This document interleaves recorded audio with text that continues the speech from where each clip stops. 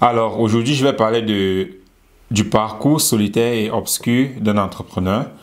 Et c'est vraiment quelque chose que je veux partager ici avec toi parce que pas mal de personnes aimeraient se lancer dans l'entrepreneuriat, pas mal de personnes aimeraient voir leur vie changer. Surtout, je vais parler ici principalement sur le plan financier. Mais c'est quelque chose qui s'applique vraiment dans tous les domaines et tu peux vraiment l'appliquer dans tous les domaines de ta vie. Mais comme j'ai dit, je vais beaucoup plus me focaliser ici dans le domaine de l'entrepreneuriat parce que beaucoup de personnes qui écoutent cette vidéo-ci ou bien qui suivent les podcasts ou bien la vidéo dans la chaîne Je suis la vie, ce sont principalement les gens qui veulent améliorer leur vie, que ce soit financièrement, physiquement, relationnel, dans tous ces domaines-là. Et c'est quelque chose de vraiment particulier et de vraiment important parce que la façon dont on nous a toujours appris cela, surtout concernant le développement personnel, la loi d'attraction, travailler sur soi, on a toujours mis ça sur un portrait très positif, très lumineux, très brillant, très accueillant. Et très peu de personnes se posent vraiment la question de, mais si c'est vraiment ce qu'on leur a dit, mais pourquoi est-ce que ça ne marche pas? Et quand je dis marcher ici, c'est d'avoir des résultats tangibles. Ce n'est pas comment est-ce que tu te sens. Si c'est juste comment est-ce que tu te sens ton problème, alors fais comme tu veux. Mais ici, c'est vraiment concernant des résultats tangibles de qu'est-ce que tu es en train de vraiment obtenir dans ta vie. Parce que si ton objectif, quand tu as commencé le développement personnel, c'était de devenir financièrement libre et que aujourd'hui, tu es toujours dans ton travail, tu as beau me dire comment tu te sens maintenant mieux, tu as beau me raconter tout ce que tu veux, mais je sais que tu n'as pas atteint ton objectif parce que ton objectif initial, c'était de quitter ton travail, de devenir financièrement libre.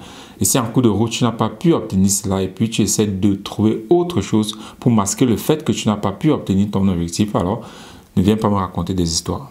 Tu n'as pas réussi, ça ne marche pas.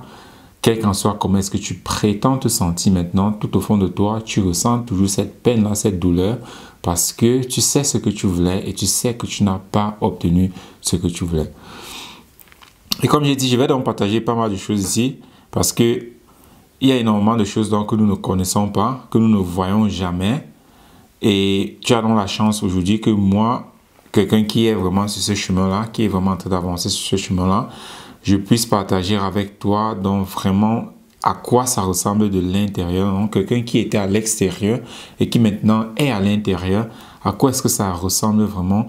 Est-ce vraiment ce la laine là comme on raconte partout dans les réseaux sociaux?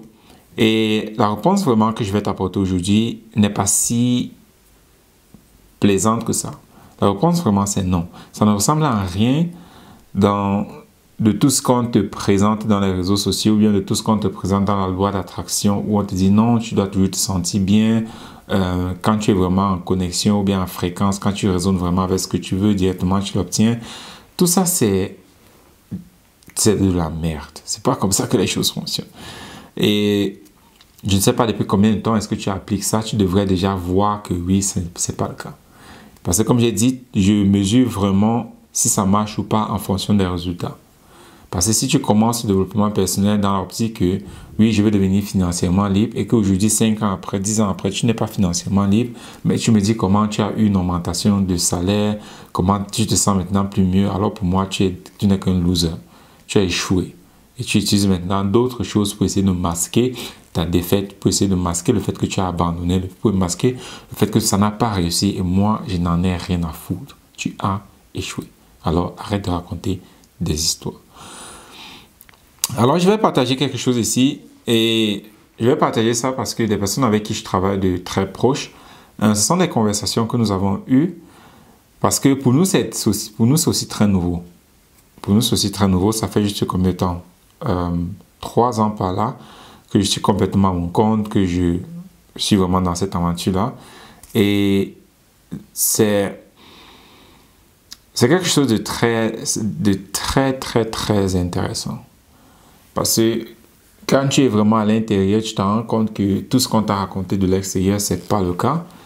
Et quand tu as donc la chance quand même, parce que ce qui m'a fait même déjà arriver à ce niveau-là, c'est parce que j'ai eu la chance d'avoir des personnes qui partageaient vraiment avec moi à quoi est-ce que ça ressemble, quoi vraiment s'attendre.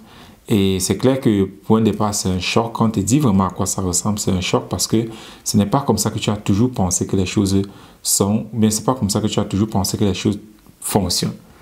Parce que tu as toujours pensé que, ouais, en principe, c'est cool, c'est bien, tu vois, tu peux aller en vacances, tu peux voyager, tu peux monter, tu peux descendre. Ça, c'est vraiment pas à quoi ressemble l'autre côté. Et avant même de faire cette vidéo, si je tentais de regarder des vidéos par des personnes comme Jeff Bezos, Elon Musk racontait comment il a fait 12 ans sans aller en vacances. Donc 12 ans sans prendre du temps pour dire « Ah, je m'en vais en vacances ». Et il racontait comment 2 fois dans sa vie, ou bien dans son parcours, quand SpaceX et Tesla étaient encore vraiment dans les périodes vraiment turbulentes, il dit il y a une fois, il a pris 1 semaine de congé. Bon, une de ses roquettes a explosé dans le décollage. Et après, il a encore pris une autre semaine. Pareil, une de ses roquettes a explosé dans le décollage. Et directement, il a pris comme pour résolution de OK, ne prends plus de vacances. Voilà, où il a travaillé plus de 12 ans sans jamais prendre de vacances.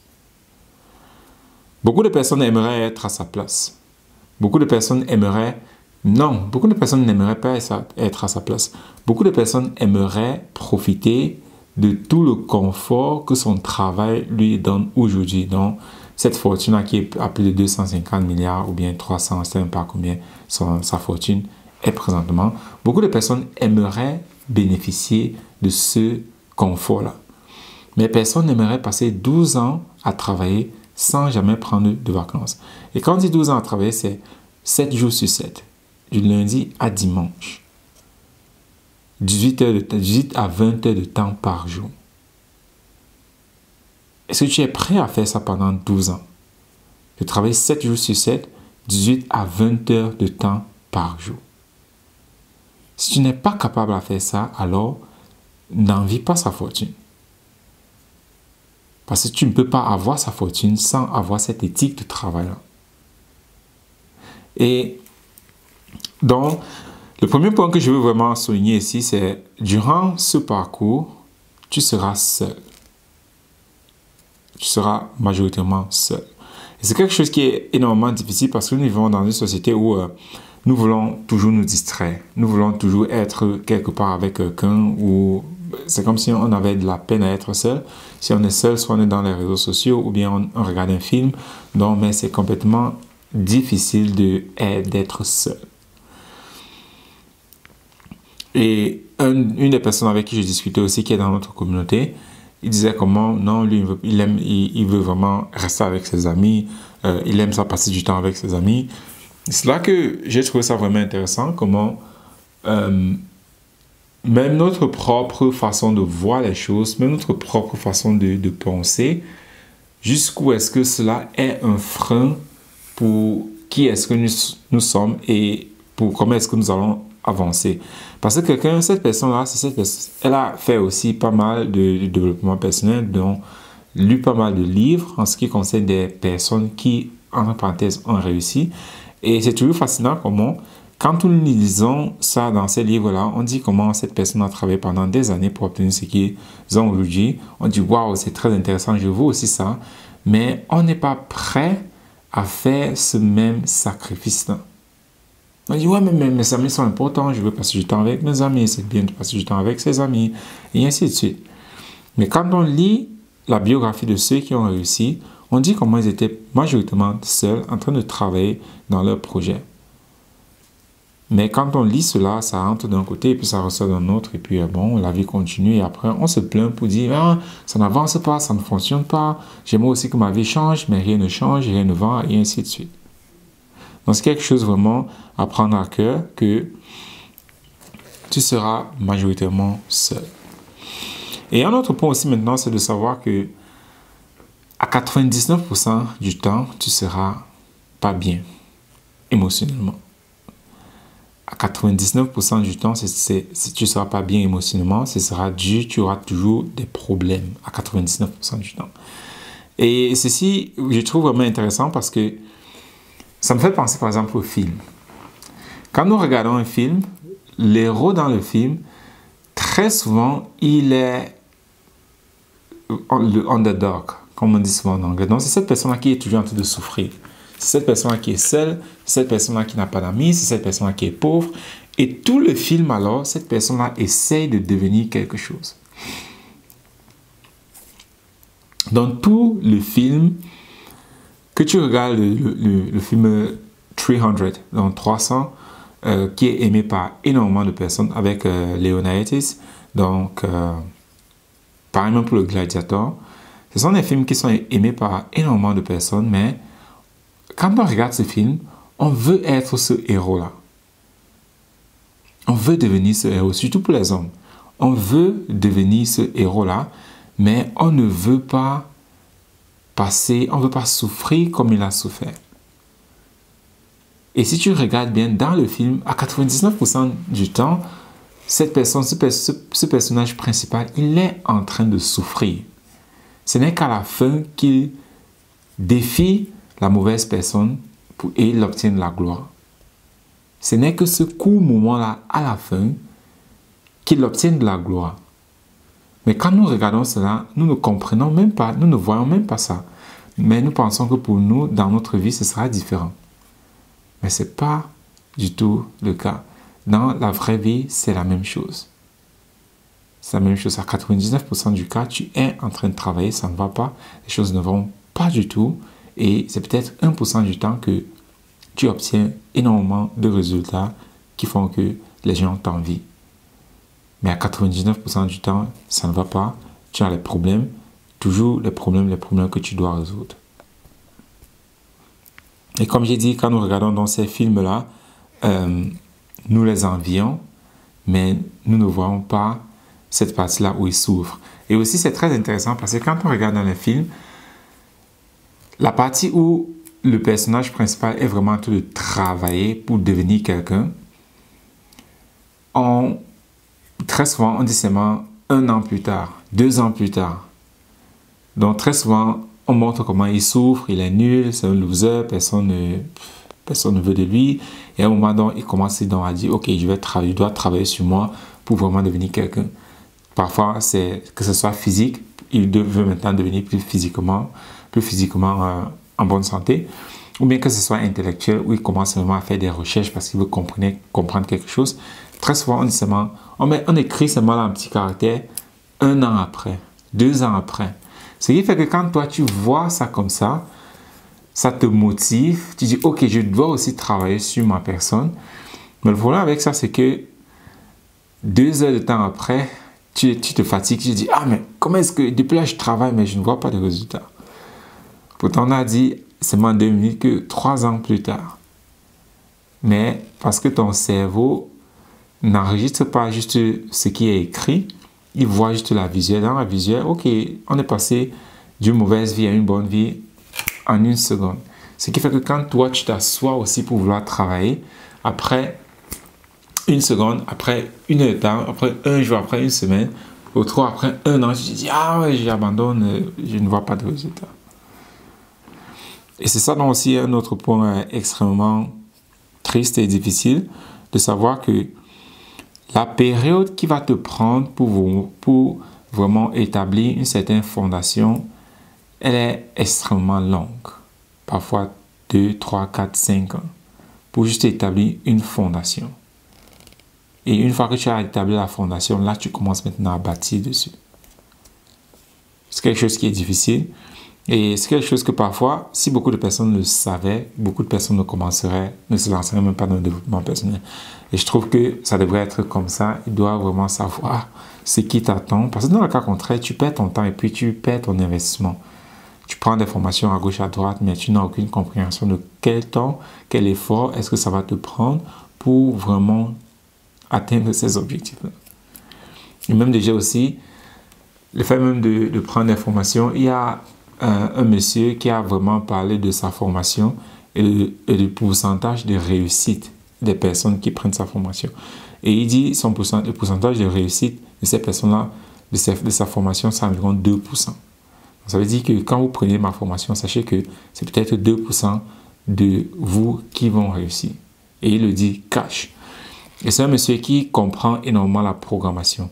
Et il a même fait un post pour dire que un commentaire pour dire on ne devient pas entrepreneur, on est entrepreneur. Donc le but de sa formation, c'est beaucoup plus pour retrouver les gens qui ont déjà la génétique, la programmation pour être entrepreneur et de leur montrer donc comment faire l'entrepreneuriat. Son but, c'est pas vraiment pour te former pour que tu deviennes entrepreneur, parce qu'il sait qu'on est entrepreneur.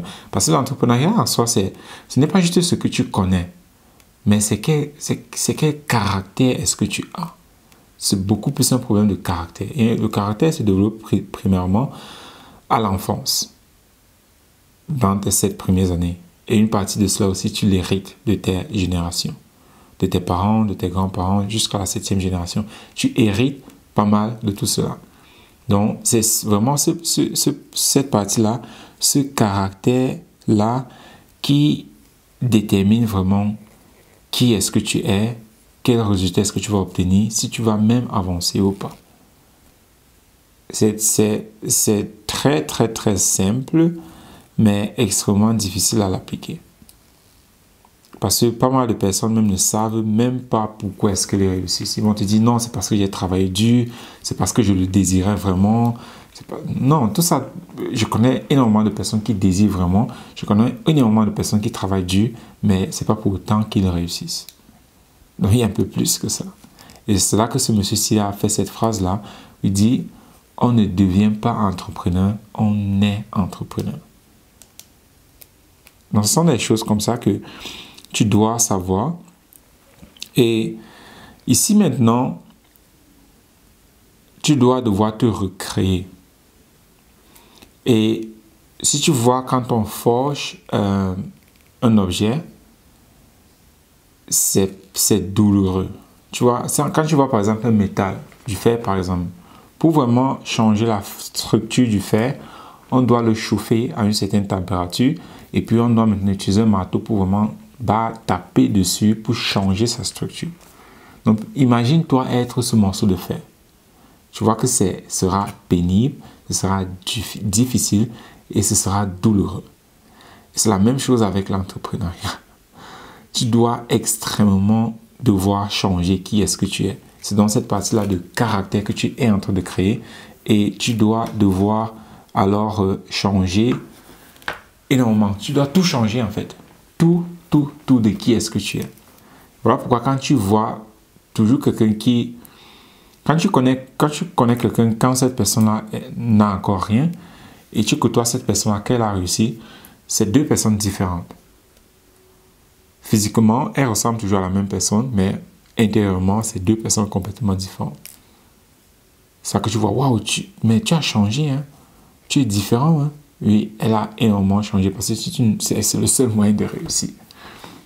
C'est le seul moyen de pouvoir réussir, c'est de devoir te recréer. Et ce processus de recréation-là, il est extrêmement difficile, il est extrêmement pénible. Voilà pourquoi très peu de personnes parviennent à s'en sortir. Et puis alors, si tu n'as pas les outils dont je parle constamment ici, qui est Technotuteur, le pardon de soi, si tu ne les as pas, alors c'est peine perdue. Ce n'est qu'une perte de temps parce que tu ne vas pas pouvoir vraiment traverser cette phase douloureuse-là. Et déjà, mais il va falloir provoquer cela, de telle sorte que tu aies la possibilité de changer. Et un autre point maintenant aussi, c'est de savoir que tu vas avoir affaire avec pas mal de choses. La première chose, c'est la réjection. Les gens vont te rejeter. Et une autre chose, c'est que les gens vont te traiter de tout, qui renvoie toujours sur ce point de la réjection.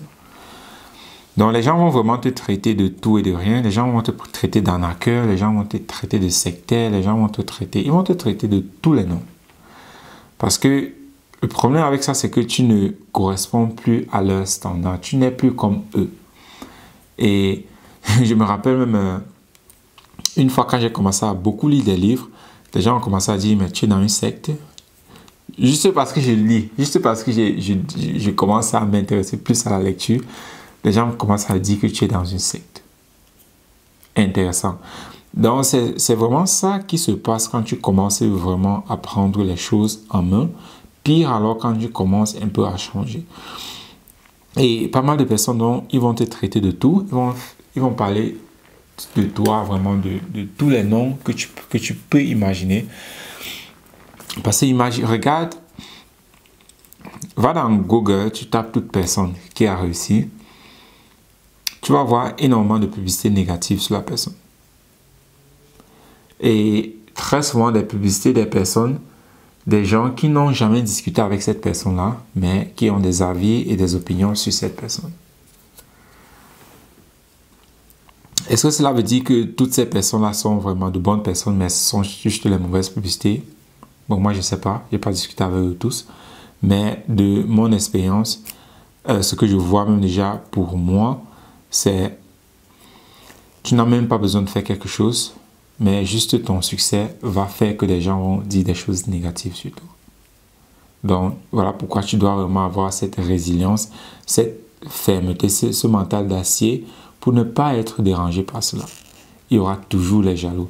Et à un moment donné, alors, quand tu comprends vraiment comment les choses fonctionnent, tu vas commencer à utiliser cela même à ton avantage. Mais c'est quelque chose que tu dois savoir que ça va arriver. Les gens vont mal parler de toi, les gens vont mal parler de ce que tu fais. C'est comme ça. Rien que ton succès va énerver des personnes. Rien que le fait que tu changes même comment est-ce que tu es en train de faire va énerver certaines personnes. Et par conséquent, ils vont commencer à dire du n'importe quoi sur toi. Et un autre point aussi maintenant, concernant ce que j'ai dit depuis le départ, c'est ce point de solitude. Le problème avec ça, c'est que quand tu prends la résolution maintenant de « Ok, je vais changer ma vie », directement, ta vie ne change pas. Directement, ta vie ne change pas. Ce qui fait que très souvent, tu ne traînes plus avec les mêmes personnes que tu as toujours traîné. Parce qu'ils ne voient plus les choses comme toi. Ils ne voient pas les choses comme toi. Toi, tu veux une vie meilleure. Pour eux, ils sont satisfaits avec le peu qu'ils ont. Et par conséquent, vous ne pouvez plus vraiment trop faire ensemble. Tu ne peux plus vraiment les fréquenter.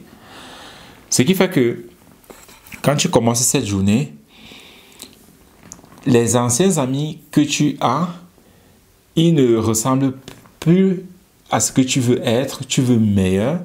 Cependant, les personnes qui ressemblent à ce que tu veux obtenir, tu n'es pas encore suffisamment riche pour être dans leur cercle social.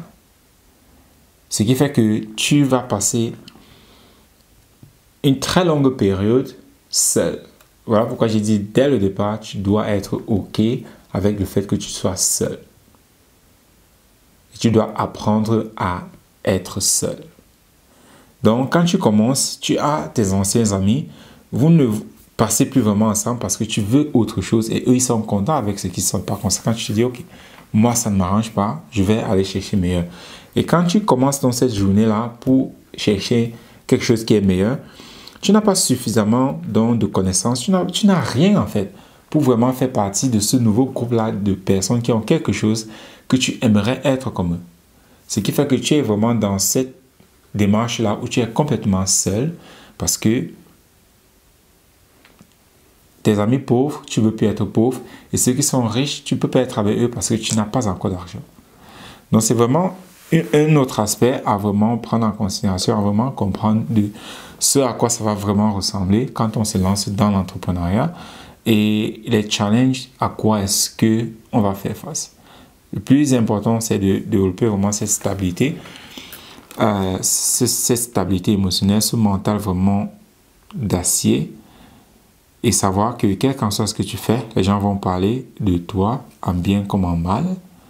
C'est comme ça. Certaines personnes, juste le fait que tu commences à changer, cela va les énerver parce que ton succès va énerver beaucoup de personnes. Et beaucoup de personnes, ou bien beaucoup de ces personnes-là, ce sont des personnes qui, ton succès va les rappeler à quelque chose que eux, ils n'ont pas eu le courage et l'audace de faire.